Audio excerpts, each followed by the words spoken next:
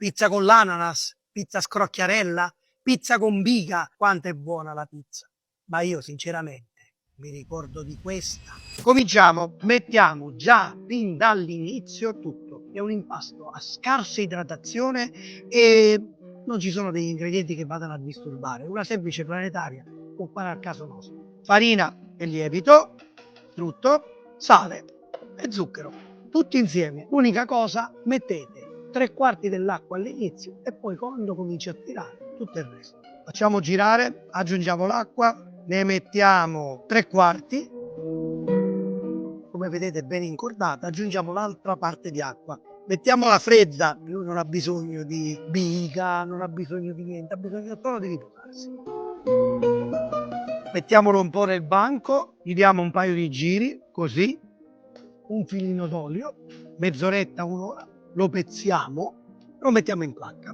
Allora l'impasto, se è fatto la sua mezz'oretta, pezziamo, in questo caso dovrà essere circa 380 grammi per fare una pizza abbastanza alta, un po' come piace a me.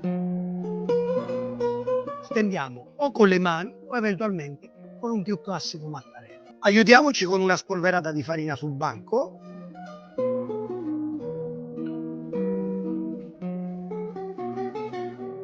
Unta la placca, infarinata la pizza. Questo effetto farà la classica crosticina che tanto ci ricorda quando eravamo ragazzini. Mi raccomando, lasciatela riposare un poco, avrete la possibilità di stenderla meglio. Mi raccomando, bordo regolare.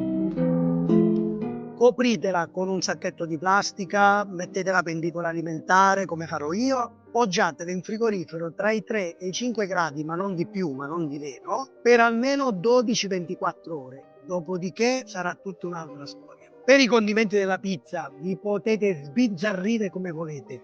Questo è un ottimo pomodoro pelato, aggiungiamo uno spicchietto d'aglio sempre e comunque, profumiamo e poi dallo 0,5 all'1% di sale. Mettiamo invece il 5% di olio per condirlo. Va bene? Basilico no, perché il basilico si brucerebbe, lo preferisco mettere sulla base prima ancora di mettere il pomodoro. L'altra pizza invece è la stessa cosa, non metto l'origano sopra, ma lo metto per profumare alla base. Mettiamo il pomodoro, così. Mi raccomando, sporcando anche i bordi. Devo dire la verità, a me il cornicione nella pizza non tanto mi piace.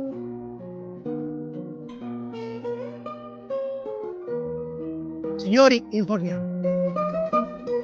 Ci vediamo tra una ventina di minuti, anche perché poi dovremmo mettere il formaggio. Eccola! Alzate un po' la temperatura del vostro forno, poi eventualmente mettetela sul grill e fate fare tutto il resto al forno. Polveratina di parmigiano su quella col basilico.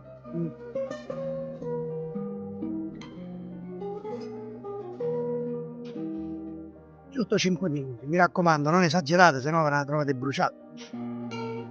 Ah, ci siamo?